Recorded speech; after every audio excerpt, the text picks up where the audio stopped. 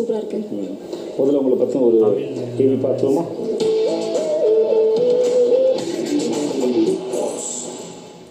என் பேர் சுபிக்ஷா. நான் Thoothukudi send Mary's காலேஜில் BA இங்கிலீஷ் லிட்ரேச்சர் முடிச்சிருக்கேன்.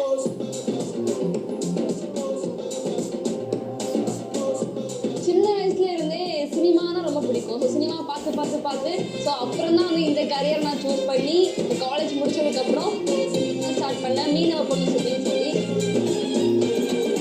முக்கியமாக தமிழரோட ஃபஸ்ட்டு ஃபீமேல் சீவராக நான் இருக்கேன். ஸோ ஸ்டார்டிங் நான் அப்பா கிட்ட அப்பா நானும் கடலுக்கு வரேன்னு சொல்லும் போது எங்கள் எல்லாருமே ஷாக் ஆனாங்க. நீ எப்படி கடலுக்கு வர முடியும்? ஆம்பளைங்க நாங்கள் போகிறதே அவ்வளோ கஷ்டமாக இருக்கும், நீ எப்படி வர முடியும்னு சொல்லி ரொம்ப இது பண்ணாங்க. ஆனால் கிட்டத்தட்ட 3 மாசமா நான் அப்பா கூட அப்பா நைட்டு 1 மணிக்கு கடலுக்கு போவாங்க. நானும் எந்திரிச்சு உட்காந்து அப்போ நானும் வரேன்னு சொல்லி கையில் வந்து சாரம் தண்ணி கஞ்சி பழைய கஞ்சிலாம் எடுத்து வச்சுட்டு உட்காந்துருப்பேன். நானும் வரேன்னு சொல்லிட்டு அப்புறம் ஒரு இடத்துக்கு மேலே இவர் ரொம்ப அடம் பிடிக்கிறான்னு சொல்லிட்டு சரி வான்னு சொல்லி கரையை கூட்டு போனாங்க. ஸோ உள்ளே போய் நாங்கள் நைட்டு 1 மணிக்கு போகிறோம். போய் கடலில் வந்து வலையெல்லாம் போட்டுட்டு அப்படியே வந்து ஃபைபர் மேலே ரெட்டை வச்சு படுத்து வானத்தை பார்க்கும்போது அவ்வளோ ஸ்டார்ஸ்லாம் அவ்வளோ அழகாக இருந்துச்சு. ஸோ எனக்கு மெயினாக வந்து எங்கள் மீனவர்கள் படுற கஷ்டங்களையும் அவங்க வாழ்க்கை முறைகளையும் நான் சோஷியல் மீடியாவில் வந்து கொண்டு வரணும்னு நினச்சேன். ஸோ அப்படிதான் நான் உள்ள ஸ்டார்ட் பண்ணி போனதே. நான் ஸ்டார்ட் பண்ணதுலேருந்து இப்போ வரைக்கும் நீ பண்ணு, நான் இருக்கேன் அவன் கூடன்னு சொல்லி ஃபுல் சப்போர்ட் பண்ணது எங்கள் அப்பா மட்டும்தான்.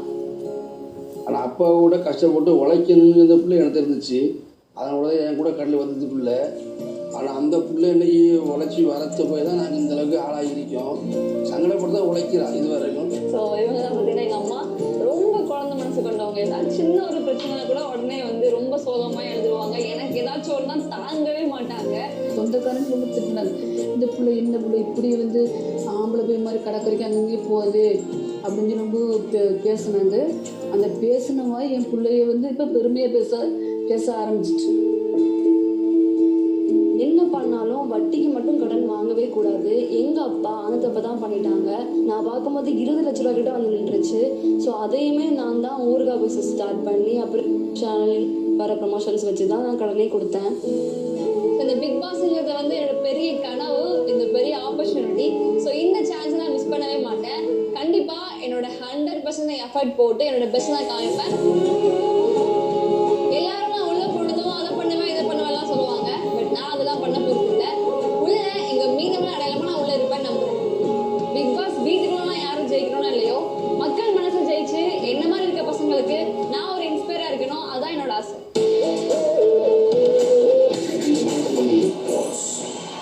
உங்கள்கிட்ட கேட்குறதுன்னு சொல்கிறதுக்கு ஒன்றும் இல்லை, ரொம்ப அழகாக பேசியிருக்கீங்க. உங்களுடைய ஸ்டெப்ஸ் எல்லாமே பிரமாதம். வாழ்த்துக்கள் மட்டும்தான். நீங்கள் அந்த 2 டேபிள் நடுவில் போய் நில்லுங்க.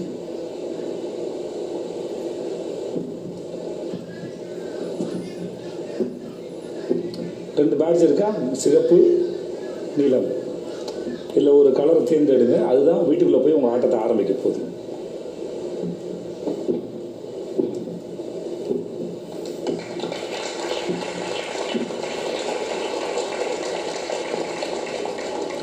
ஏன் நீலம்?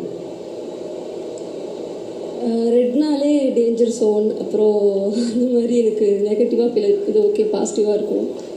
சிகப்புனா டேஞ்சர், நெகட்டிவாக இருக்குன்னு சொல்லிட்டு இதை பாசிட்டிவ் சூஸ் பண்ணிங்களா? Yes sir. இல்லை கடல் அப்படின்னால நீலத்தை சூஸ் பண்ணிங்களா? அது ஒரு ரீசன் தான். அதுவும் இருக்கா? கை காமிங்க திரும்பி. Okay okay. பிக் பாஸ் பார்த்துருக்கீங்களா? பார்த்துருக்கேன். நீங்கள் எப்படி விளையாடுவீங்க நம்புறீங்க? கண்டிப்பாக நான் நானாக இருப்பேன். ஓகே. என்னோட 100% எஃபர்ட் நான் போடுவேன். ஓகே. வேறு அவங்க சண்டை போட்டுலாம் பார்த்துருக்கீங்களா? பார்த்துருக்கேன். டாஸ்க்லாம் பார்த்துருக்கீங்களா? பார்த்துருக்கேன். அதெல்லாம் எப்படி ஹேண்டில் பண்ண போகிறீங்க நம்புறீங்க? எப்படி ஹேண்டில் பண்ணணுமோ அப்படி பண்ணிடுவேன் நான். பண்ணிடுவீங்க? எனக்கு நம்பிக்கை இருக்குது நீங்கள் பண்ணிடுவீங்க. தேங்க்யூ. சிறப்பு. அவங்க யார் வந்திருக்கு? அப்பா அம்மா வேறு யார்? என் ஃப்ரெண்டு, என் தம்பி. Okay sir. வணக்கம் சார். நீங்கள் சொல்லுங்கள் சார், உங்கள் பொண்ணுக்கு என்ன சொல்ல விரும்புகிறீங்க? ஒன்றும் பிரச்சனை இல்லை சார். அம்மா நீங்கள் என்ன சொல்ல விரும்புகிறீங்க? என் பொண்ணு நினச்சி ரொம்ப பெருமையாக இருக்கு. இந்த சென்னை எனக்கு தெரியாது. என் பொண்ணுனால நான் இப்போ இந்த சென்னையை நான் பார்த்துருக்கேன். என் பொண்ணுனால இப்போ மேடைக்கு நான் வந்திருக்கேன். ஓகே. என் பொண்ணு வந்து ரொம்ப தைரியமான பொண்ணு. நான் எதுலேயும் நல்லா முன்னேறி வரணும், அது முன்னே வரணும் அப்படின்னு சொல்லி செய்கிற பொண்ணு மாதிரி இந்த பிக் பாக்ஸ் கனவு, அவள் கனவு. இந்த கனவுல அவள் நிறைவேறணும், மக்கள் ஓட்டு சப்போர்ட்டாக நல்லா இருக்கணும், அவளுக்கு நல்லா வரணும், மக்கள் சப்போர்ட்டாக வரணும். நன்றி சார். என்ன சார் பேசுகிறீங்களா சார்? பொதுமக்கள் எப்படி சப்போர்ட் பண்ணிச்சோ அதே போல் உனக்கு சப்போர்ட் பண்ணணும், தைரியமாக விளையாடுமா. சரிப்பா. உங்கள் பொண்ணு முதல்ல உங்களோட மீன் பிடி கடலுக்கு வரேன்னு சொன்னபோது உங்களுக்கு எப்படி இருந்தது? எப்படி சம்மதிச்சிங்க? நான் மானம் தான் சொன்னேன். ஒரு 3 மாசமா என்னைய உயிர் எடுத்து போட்டா. அப்போ திருப்பி என்னடா இவன் வர சொன்ன, ஒரு நாள் 2 மணிக்கு கடற்கரைக்கு போகிறேன், ஆள் வீட்டில் இல்லை. என்னடா ராத்திரி வீட்டில் இல்லைன்னு பார்த்தா இவன் சொல்கிறா, எப்பா ராத்திரி டிஃபன் பாக்ஸில் பழைய கஞ்சியை ஊற்றி பச்சை மிளகாய் வச்சு ஊற்றி வச்சுருந்தா அது டிஃபன் பாக்ஸையும் காணும்பா அப்படின்னு சொன்னான். அப்போ நான் என்னோட பிள்ளைய காமிச்சு 15 கடற்கரைக்கு ஓடுறேன், நம்ம வள்ளத்து மேலே உட்காந்துருக்கா, நான் கண்டிப்பாக வளைக்கு வருவேன்பா அப்படின்னு சொல்லி பக்கத்து உள்ள பார்க்குறேன்னு பேசுகிறாங்க. ஏப்பா பொட்டை உள்ளே கல்ಲು கூட்டு போகாதப்பா, நலப்பழக்கம் இல்லையப்பான்னு சொன்னாங்க. அதுக்கப்புறம் அவ்வளோ பயிரும் போனதுக்கு பிறகு லாஸ்ட்டு பிறகு தள்ளிட்டு போனோம். என் பிள்ளைய கூட்டிகிட்டு போனேன். அன்றைக்கி வலை போட்டு வாங்கினோம், நல்லா மீன் பட்டுச்சு. அதுலேருந்து யார் உள்ள போனோம்னு தலைக்கறக்கும் வாந்தி கண்டிப்பாக வந்துடும்.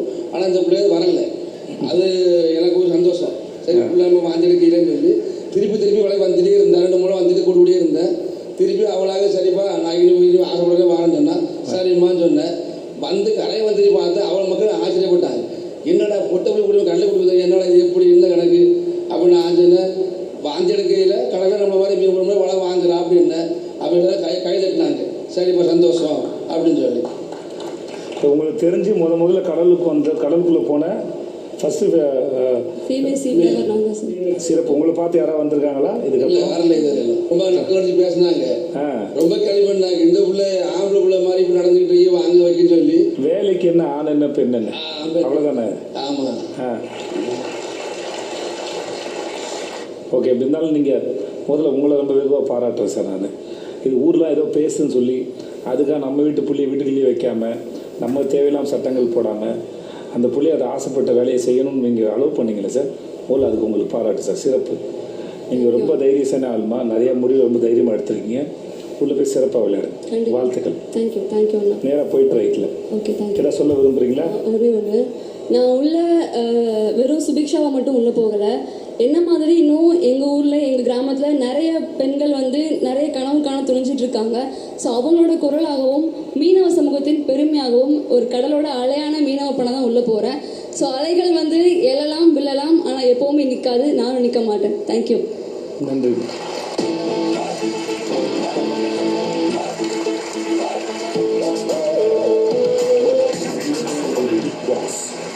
சுபிக்ஷா